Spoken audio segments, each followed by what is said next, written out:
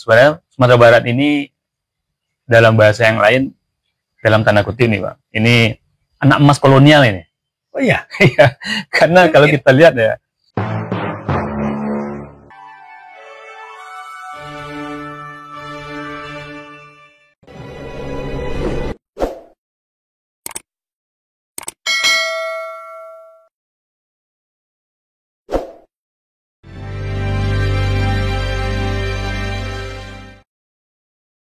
Assalamualaikum warahmatullahi wabarakatuh. Jauh sebelum bernama Sumatera Barat, negeri ini lebih populer dengan sebutan Minangkabau, sesuai dengan suku bangsa penduduknya. Di masa kolonial Belanda, negeri yang dikenal dengan falsafah adat Basani Sara dan Sara Basani Kitabullah dipandang sebagai anak emasnya kolonial. Namun, perjalanan sejarah membuktikan derap langkah kebangkitan perjuangan bangsa justru gegap gempita dari negeri ini. Mengapa negeri ini pernah menjadi anak emasnya kolonial? Lalu, mengapa pula putra-putri negeri ini tampil dalam pergerakan perjuangan kemerdekaan sehingga banyak pahlawan nasional lahir dari rahim Bundo Kanduang? Padahal negeri ini disebut sebagai anak emasnya kolonial. Pakar sejarah Yudi Andoni melihat dari kacamata sejarah dan dari sudut perjuangan anak-anak bangsa dari Minangkabau atau Sumatera Barat. kalau ketika Gubernur Jenderal Belanda Van Stierum dulu datang ke Padang, ke Sumatera Barat, dia datang, kemudian disambut luar biasa besar-besarannya. Nah, tetapi dia datang itu sebenarnya ingin melihat, yang dia lihat itu bukan para penghulu, tapi dia lihat Sumatera Barat secara keseluruhan. Nah, orang Sumatera Barat kemudian menggunakan itu untuk menegosiasi sesuatu pada Gubernur Jenderal. Karena Gubernur Jenderal sudah datang, waktu itu kan sebutannya Paduka yang Mulia gitu.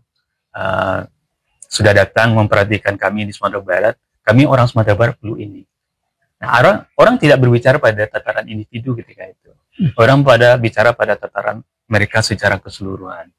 Nah, itu yang terjadi di masa kolonial. Dipenuhi gitu kan? Relatif kalau untuk Sumatera Barat dipenuhi gitu. Karena memang Sumatera Barat, katakanlah misalnya jalan, kemudian rel kereta api. Nah, kalau kita lihat di daerah lain, sebenarnya Sumatera Barat ini dalam bahasa yang lain, dalam tanda kutip nih Pak, ini anak emas kolonial ini. Oh iya? Iya, karena kalau kita lihat ya, Sumbar itu kan nggak punya banyak sumber daya yang bisa dieksploitasi oleh pemerintah kolonial. Beda dengan Jawa, Aceh misalnya kan. Tapi kita lihat bagaimana pemerintah kemudian membangun rel kereta api itu menghubungkan semua kota-kota yang ada. Berawal dari Sawalunto. Dari Sawalunto sampai ke Padang. Payakumbuh. Lewat Payakumbuh, lewat Padang Panjang, Pariaman.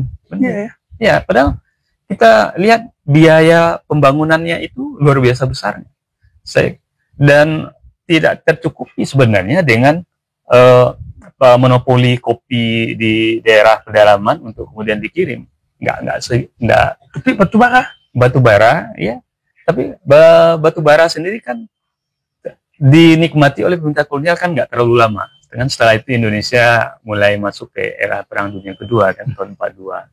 Batu bara kan cuma bisa dieksploitasi beberapa tahun gitu. Nah, atau semen Padang gitu.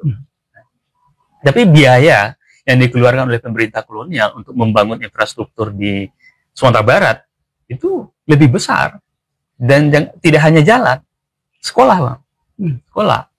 Kita tahu dalam salah satu penelitian sejarah, pemerintah itu membangun banyak sekolah dan subsidi. Hampir semua elit kita yang dari Sumatera Barat itu disubsidi oleh pemerintah. Tan Malaka itu disubsidi oleh pemerintah untuk sekolah. Pemerintah Belanda? Ya, oleh pemerintah. Kemudian Bung Hatta juga seperti itu. Tapi gaya subsidinya kan beda. Dia subsidi tapi dengan hitungan hutang. Dianggap hutang. Nah, gitu. Nah, tapi kita tahu di Sumatera Barat ini sayangnya pemerintah kolonial itu adalah dia mendirikan banyak sekolah, saking banyak sekolah sehingga makanya pada masa kolonial itu orang yang paling terpelajar di Indonesia itu orang Sumatera Barat. Bahkan ada satu penelitian yang mengatakan sekolah-sekolah di Sumatera Barat itu seluruhnya kalau di jumlah itu hampir sama banyaknya dengan sekolah yang ada di Jawa, se-Jawa gitu.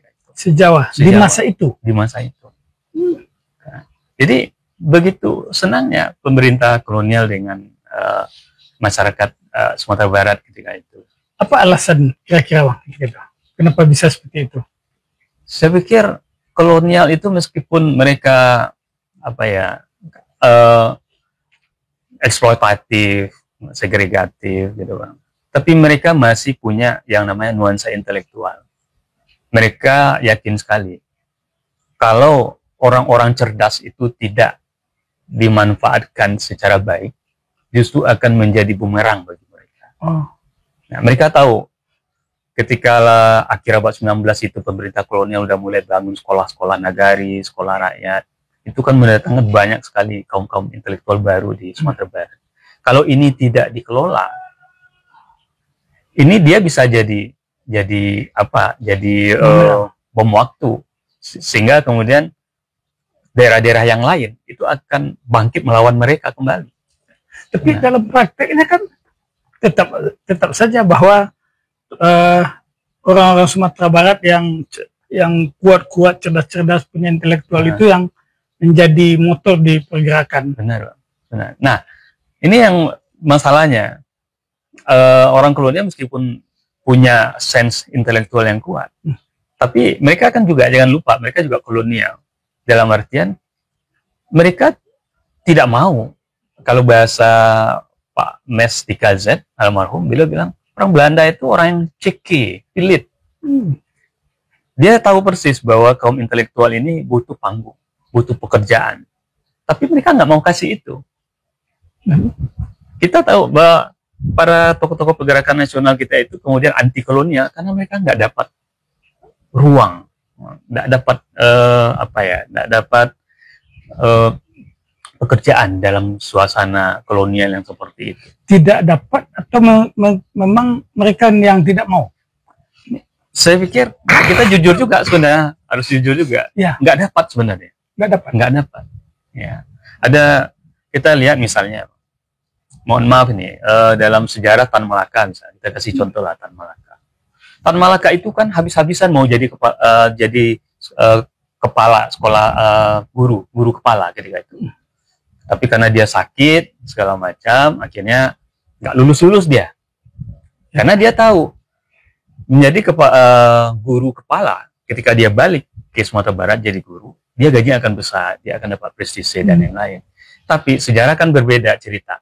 Ketika dia kemudian diminta jadi guru di Delhi ketika itulah kan Tan Malaka mengalami perubahan ideologi.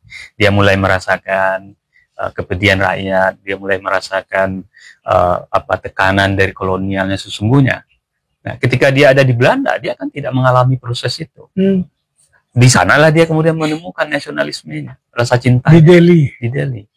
Bung Hatta, kita jangan lupa juga, Bung Hatta ketika dia pergi ke Belanda, lama sekolah situ ya? Lama, tapi kan rasa cintanya pada Indonesia baru terbangun ketika dia masuk ke dalam kelompok Liga Anti Kolonial. Dia sebelumnya kan menikmati dulu beasiswa pemerintah ketika dia sekolah. Sekolah ke Belanda itu beasiswa pemerintah Belanda. Ya, dia dapat beasiswa. Nah, tapi memang bantuan sekolahnya itu memang tidak seperti yang kita bayangkan. Lebih banyak ditopang oleh keluarganya. Oh ya, keluarganya. Mamanya orang kaya kan. Nah, tapi dia mulai mengalami perubahan cara pikir itu ketika dia mulai masuk ke dunia yang lain, artinya ke Liga Anti Imperialisme dan Kapitalisme itu, baru dia kemudian muncul sebagai orang yang anti kolonial gitu. Yang menikmati itu barangkali midun ya Bang? Nah, yang menikmati ya midun gitu. dalam sensara bawah. Iya, benar. Midun. Tapi beda dengan yang lain. Iya. Jadi memang elit-elit kita itu kan memang mereka apa ya istilahnya? Mereka tidak punya saluran. Mereka tidak punya jalan untuk mengekspresikan gagasan-gagasan mereka di dalam sistem kolonial ketika itu. Ini yang kemudian menyebabkan mereka anti kolonial. Ditambah lagi pada suasana ketika itu. Ya. Jadi munculnya negara-negara baru, munculnya gerakan-gerakan nasionalisme di Cina misalnya dengan Sun Yat-sen, munculnya Turki baru lewat Kemal Atatürk, itu menginspirasi mereka. Kenapa kita nggak bikin negara sendiri? Ya. Nah, ini. Jadi fasilitas dalam tanda petik yang diberikan oleh pemerintah Belanda ini kepada Sumatera Barat dengan fasilitas yang begitu besar seperti Bang katakan tadi dibanding daerah lain itu, karena mereka melihat cikal bakal sosok kepintaran itu sudah ada. Iya, itu ancaman gitu, ancaman. Sehingga mereka coba bangun itu, menyenangkan. Merangkul sebetulnya. Iya. Nah, tapi kan kemudian pemerintah kewalahan dengan kondisi seperti ini, sehingga ternyata mereka banyak sekali. Karena kalau di dalam salah satu penelitian sejarah itu justru mengatakan perempuan pun tiba-tiba merasa kami punya hak juga sekolah, sehingga kemudian ada sekolah untuk perempuan gitu. Nah, jadi dalam satu catatan itu ketika pemerintah buka sekolah, nah hanya sekitar 20% yang mendaftar yang bisa diterima di sekolah itu. Selebihnya enggak. Nah, ini yang kemudian coba difasilitasi oleh para intelektual kita yang sudah tamat, kemudian nggak ngapa-ngapain, lalu mereka pikir, kenapa kita nggak berdiriin sekolah untuk menerima siswa-siswa yang tidak bisa diterima dalam sekolah government itu. Nah, inilah kemudian muncullah banyak sekolah-sekolah, terutama yang punya basis agama gitu. Nah, muncullah Surau Jembatan Besi, kemudian jadi sekolah, jadi Sumatera Wali, kemudian ada Dinia, ada Muhammadiyah dan segala macam di setiap daerah. Dan hampir di setiap sudut terjadi perlawanan perang. Misalnya di Kamang, Mangopo, di Panta, perang Panta segala macam. Banyak titik-titik perjuangannya. Iya benar. Nah, jadi inilah yang kemudian mengkhawatirkan pemerintah kolonial kan. Sehingga ada pada tahun 20-an, tahun 30-an muncul ordonansi guru. Ada ordonansi sekolah liar yang membatasi ini orang Sumatera Barat terlalu besar ini kaum intelektualnya yang akan tumbuh gitu. Nah, tetapi inilah yang menariknya sebenarnya.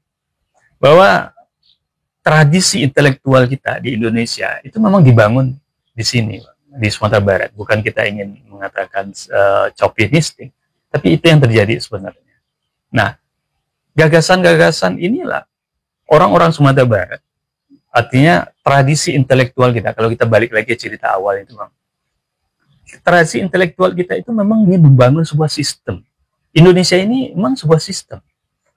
Maka kemudian ketika orang berapat di dalam sidang PPKI, BPUPKI awalnya kan, mengatakan, negara yang mau kita bentuk itu negara yang seperti apa? Kan itu pertanyaan pertama. Ya. Nah, salah satu usulnya waktu itu adalah gimana kalau kita bikin kerajaan aja, tapi kerajaan modern. Nah, kan gitu, ada sempat seperti itu. Tapi kemudian ini kan ditolak oleh Yamin, oleh Bung Hatta, oleh banyak tokoh-tokoh intelektual ketika itu. Enggak, kita nggak bangun seperti itu. Kita nggak bangun sebuah negara. Kita harus bangun yang negaranya adalah negara hukum, kata Bung Hatta. Nah, artinya itu kan jelas. Bung Hatta memunculkan Iya, Bung Hatta yang bilang seperti itu. Artinya, Yamin juga bilang seperti itu. Nah, mereka kan kita tahu berasal dari mana, dan kita tahu mereka dibesarkan oleh tradisi intelektual yang seperti apa. Dan ini yang diterima. Ini yang diterima oleh para founding fathers kita, yang 9 orang yang merumuskan negara kita, Pancasila itu. Nah, ini menjadi persoalan. Ini putusnya di mana? Kok kita udah bangun sistem, rencananya bikin sistem yang bagus. Dalam sistem ekonomi, kata Bung Hatta, kita pakai sistem ekonomi koperasi. Gitu. Kalau di dalam sistem politik kita pakai sistem perwakilan, perwakilan, tapi dengan cara permusyawaratan perwakilan. Nah, tapi kemudian dalam perkembangannya ini nggak berjalan. Justru yang muncul adalah sistem ratu adil.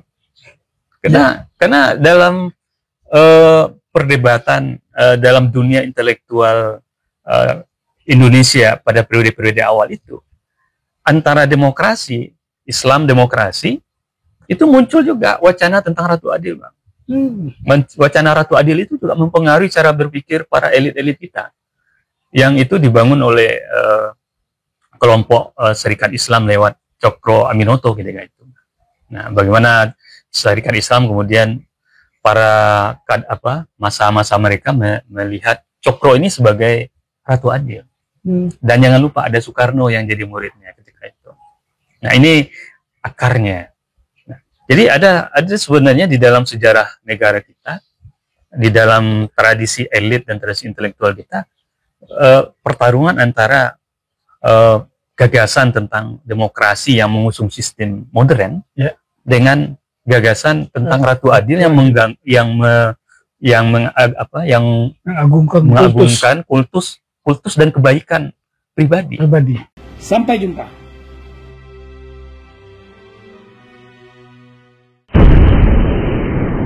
Sampai di sini dulu jumpa kita kali ini, dan tetap dukung channel ini sehingga kami bisa memberikan informasi-informasi yang inspiratif untuk kita semua.